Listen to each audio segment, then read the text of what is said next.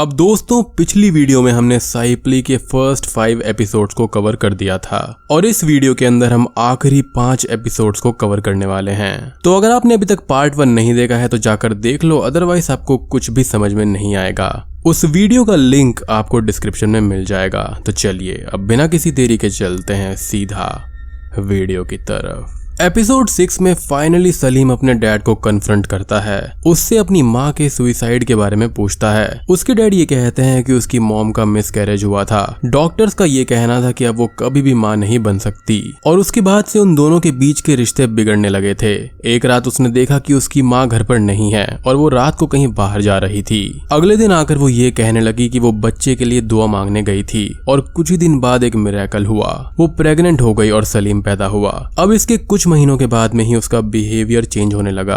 वो दीवार के सामने बैठकर वॉयलेंटली प्रे करने लगी थी। आखिरकार एक दिन उसने मुझे बच्चा देकर ये कहा कि वो उसका बेटा नहीं है। वो किसी कैथसर नाम की लेडी को गाली दे रही थी, जिसको हमने पिछले पार्ट में देखा था, और उतने में ही वो रूम के अंदर गई और उसने फांसी लगा ली। सलीम को ये सब सुनकर काफी ज्यादा शॉक लगता है। अब हलील और हुलिया ब्रेकफास्ट कर रहे होते हैं, जहाँ पर हलील अजीज के बारे में उड़ी हुई अफवाहों के बारे में बताता है। उसका मानना था कि अजीज एंड रेहान का अफेयर चल रहा है। यहाँ पर हुलिया रेहान के प्रेग्नेंट होने की बात बताती है, जिससे हलील अजीज पर गुस्सा करता है। तभी उसको हसन का फोन आता है और रेहान बीमार पड़ गई है। उसने प्रेगनेंसी रोकने के लिए मेहंदी खा ली थी। बुसरा एंड हुलिया आकर उसका ट्रीटमेंट करते हैं। अब यहाँ पर हसन एंड बुसरा के डैड अच्छे दोस्त थे। हसन ये कहता है कि उसने ही उसके डैड की बॉडी को पहली बार देखा था उस फाउंटेन के पास। Later on Salim Dawood uncle के घर आता है और उसे कैथसर के बारे में जानना था। दाऊद अंकल कैथसर के बारे में जानते थे। उसका पता वो सलीम को बताने ही वाले थे कि तभी उसके पोते शोर मचाने लगते हैं। बच्चे दाऊद से ये कहते हैं कि उसे कैथसर का पता मत बताना, एज इससे वो उसको नहीं दिखेंगे। दाऊद अंकल उसकी बात मानकर सलीम को झूठ बोलकर भेज देता है। अब सलीम के घर से जाने के बाद में हम ये देखते हैं कि उन्हें दाऊद अंकल फिर से बुला रहे हैं। वो उसे कैथसर का पता बताते हैं। कैथसर पास के ही एक गांव में केव में रहती थी। सलीम उनको थैंक्स बोलकर चला जाता है, लेकिन हम ये देखते हैं कि दरअसल में वो दाऊद अंकल नहीं थे बल्कि बुरहान बाबा थे। अब बुसरा एंड सलीम मिलते हैं। वो एक दूसरे को अपनी स्टोरी बताते हैं। वो दोनों काफी करीब आ रहे थे एंड यहाँ पर हम बुसरा को फिर से पजेस्ड होते हुए देखते हैं। ये लोग किस करने ही वाले थे कि तभी बुरहान बाबा एंड बुसरा के दादाजी का गोस्ट वहाँ पर आकर इन्हें रोक देता है। गांव के लोग अब बुसरा के खिलाफ अफवाह उड़ा रहे थे। वो सभी काजी से ये कहते हैं कि बुसरा मनहूस है। वो सभी चाहते थे कि वो भी उन्हें सपोर्ट करें। शाम को सलीम बुसरा को उसके घर छोड़ता है। रात को इन दोनों को ही एक सपना आता है और ये दोनों उसी फाउंटेन के पास में खड़े हुए थे। वहाँ पर बाकी गोस्ट भी होते हैं। बुसरा यहाँ पर अजीब तरीके से हंसने लगती है और एपिसोड 6 यहीं पर खत्म हो जाता है। एपिसोड 7 में हम ये देखते हैं कि सलीम भी उस सपने से डर गया था। अगली सुबह वो बुसरा से मिलने जाता है और उसे वो सपना एक्सप्लेन करता है। बुसरा को भी एग्जैक्टली ऐसा ही एक सपना आया था। वो काफी ज्यादा कंफ्यूज्ड होती है। यहाँ पर हम फिर से बुसरा को पजेस होते हुए देखते हैं। ये दोनों ही अब कैथसर से मिलने पास के ही गाँव की तरफ निकल जाते हैं। अजीज अब गाँव वालों में बुसरा के खिलाफ एक अफवाह उड़ा रहा था, उन्हें भड़का रहा था। काजी भी अब बुसरा को मनहूस डिक्लेयर कर देते हैं। उसे गांव में रखने या ना रखने की डिसीजन वो गांव वालों पर ही छोड़ देते हैं। बुसरा एंड सलीम अब उस गांव पर आते हैं, बट कोई भी उन्हें कैथसर का पता नहीं दे रहा था। लेटर ऑन एक बूढ़ा आदमी कैथसर की गुफा का रास्ता दिखाता है, जो कि असल में बुरहान बाबा ही होते हैं। कैथसर इन दोनों को देखते ही भागने लगती है और वो काफी तड़प रही थी। कोई बुरी ताकत उसे कुछ भी कहने से रोक रही थी। इसी बीच कैथसर बुसरा से पूछती है कि उसकी माँ कैसी है और वो उसका नाम भी जानती थी, जिसको सुनकर बुसरा काफी ज्यादा सरप्राइज्ड हो जाती है। इन दोनों को ही अब कैथसर से कुछ खास इन्फॉर्मेशन नहीं मिलती और वो वापस आ जाते हैं। हम यहाँ पर अब ये देखते हैं कि कैथसर को कोई अनजान ताकत बुरी तरह से मार डालती है। तुर्कन एंड कादिर को भी कोई अनजान ताकत मार डालती है।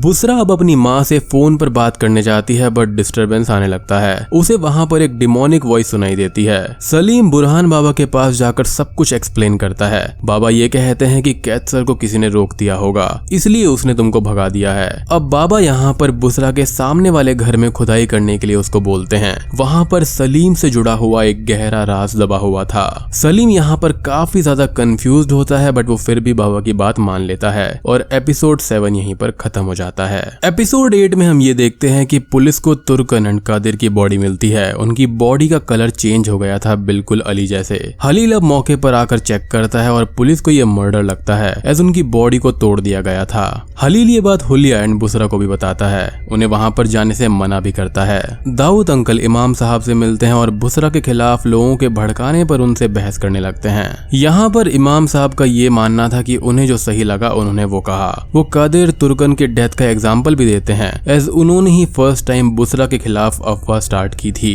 बट दाऊद अंकल इससे कन्विंस नहीं होते। नेक्स्ट डे हम रिहान को देखते हैं जो कि हसन से झूठ बोलकर अजीज से मिलने जाती है। सलीम बुरहान बाबा की बात से विचलित था।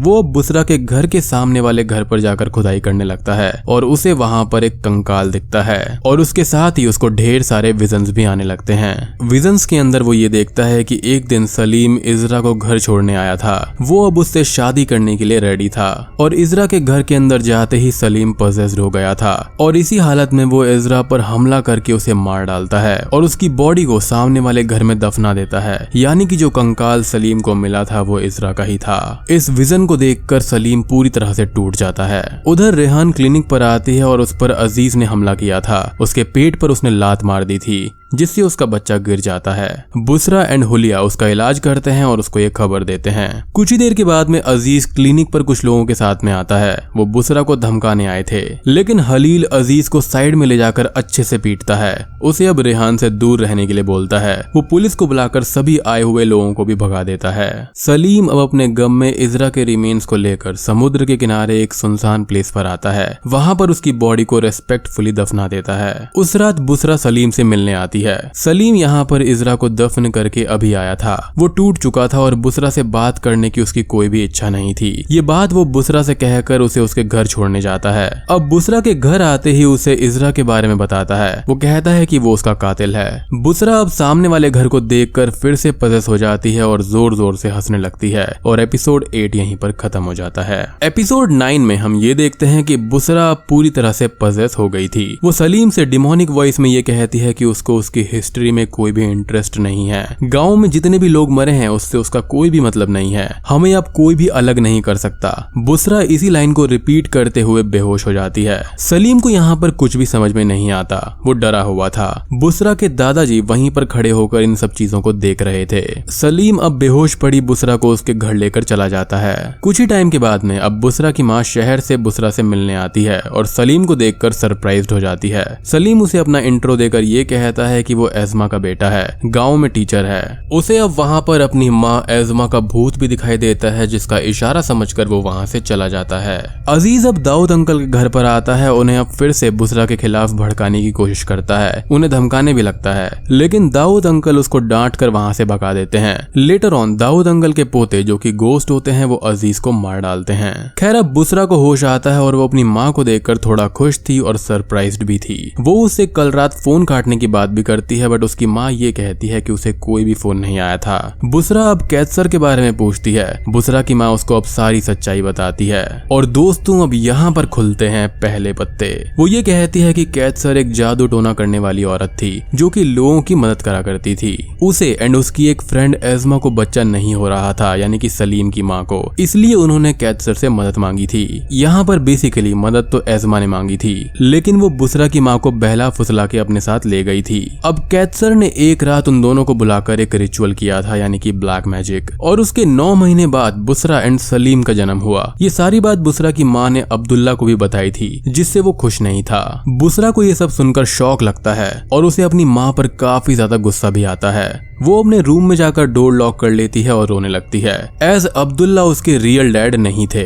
रूम के अंदर अब बुसरा फिर से पजेस होने लगती है। तभी उसके दादाजी आकर उसे कुछ विजन्स दिखाते हैं। विजन में बुसरा अपनी शादी के दिन ही पजेस हो गई थी और ये शुरुआत वाले एपिसोड की बात है। उसी ने एरदम को धमकाकर उसे सुसाइड करने पर मजबूर किया था। जी हाँ, यानी कि सलीम की तरह बुसरा भी अपने पार्टनर की मौत की जिम्मेदार थी। अब बुरहान बाबा सलीम को बुसरा के साथ में आने के लिए बोलते हैं, एज उन दोनों में वो ज्यादा कमजोर थी। और एपिसोड 9 यहीं पर खत्म हो जाता है। अब दोस्तों फाइनली हम आ जाते हैं एपिसोड 10 पर, जहां पर हमको ये दिखाया जाता है कि सलीम बुसरा को लेकर बुरहान बाबा के पास जा रहा था। बुसरा उस फाउंटेन के पास आते ही फिर से पजेस हो जाती है, बट सलीम फिर भी उसे बाबा के पास ले जाता है। ये दोनों जंगल में बने हुए उस घर में आते हैं और इस बार बुसरा के दादाजी भी वहां पर थे। और दोस्तों अब यहाँ पर खुलते हैं असली पत्ते। बुरहान बाबा उनको सच्चाई बताते हैं। वो ये कहते हैं कि उन दोनों के पिता इंसान नहीं बल्कि दूसरी दुनिया के जिन हैं। कैंसर ने रिचुअल करके 2 जिनों की आत्माओं को बुलाया था, जिनके नाम थे सैमेर एंड अबियात। बुसरा एंड सलीम इन्हीं जिन्स के चिल्ड्रन थे। अब यहाँ पर ऐसे बच्चे जो होते हैं वो अक्सर एक वेसल की तरह होते हैं जिन्हें दूसरी दुनिया के जिन आसानी से पजेस कर सकते हैं। अब यहाँ पर आपको याद होगा कि इन दोनों को अक्सर एक विजन आता था जहाँ पर दो बच्चे पेड़ के पास खड़े हुए पजेस हो रहे थे। तो बचपन में एक दिन बुसरा एंड सलीम उस फाउंटेन के पास पेड़ के नीचे खेल रहे थे। वो पेड़ दूसरी दुनिया का यानी जिनों की दुनिया का दरवाजा था, जैसा कि अजीज ने पहले एपिसोड में बताया था। उसी टाइम जिन्स की दुनिया में दो इविल जिन्स को बेदखल कर दिया गया था और तभी उन इविल जिन्स ने इन दोनों को यानी कि बुसरा एंड सलीम को पजेस कर लिया था। यानी कि विजन्स में जो बच्चे आ रहे थे वो ये खुद थे। असल में वो अपना वंश आगे बढ़ाना चाहते थे उनकी दुनिया में। एंड एक बात और कि जिन्स की दुनिया में टाइम काफी स्लो चलता है। लाइक धरती के कुछ साल उनके लिए कुछ मिनट्स होते हैं, इसलिए उन्होंने बच्चों के जवान होने तक का इंतजार किया। अब यहाँ पर अब्दुल्ला की मौत कैसे हुई थी? तो अब्दुल्ला ने इन बच्चों को पजेस होते हुए देख लिया था, इसलिए जिन्स ने उसे मार डाला था। बुसरा बचपन में ही अपनी माँ के साथ गांव छोड़कर चली गई थी और उसके अंदर के जिन ने हर एक मुमकिन कोशिश करी बुसरा को वापस लाने के लिए, यानी कि इस गांव के अंदर। ये jeans he Salim and Busra को करीब लाए थे और उन्होंने ही अली को मार डाला था। इनफैक्ट इस गांव के अंदर जितनी भी मौतें हो रही थी वो इन जिन्स की वजह से ही थी। अब यहाँ पर हम बुसरा को फिर से पजेस होते हुए देखते हैं, जहाँ पर वो बाबा से ये कहती है कि तुम हमको नहीं रोक सकते। यहाँ पर हमको एक और बात पता चलती है कि बुरहान बाबा एंड दादाजी दोनों ही जिन थे। असल में ये दोनों सलीम एंड बुसरा के असली डैड थे जो कि अपने बच्चों को बचाने आए थे।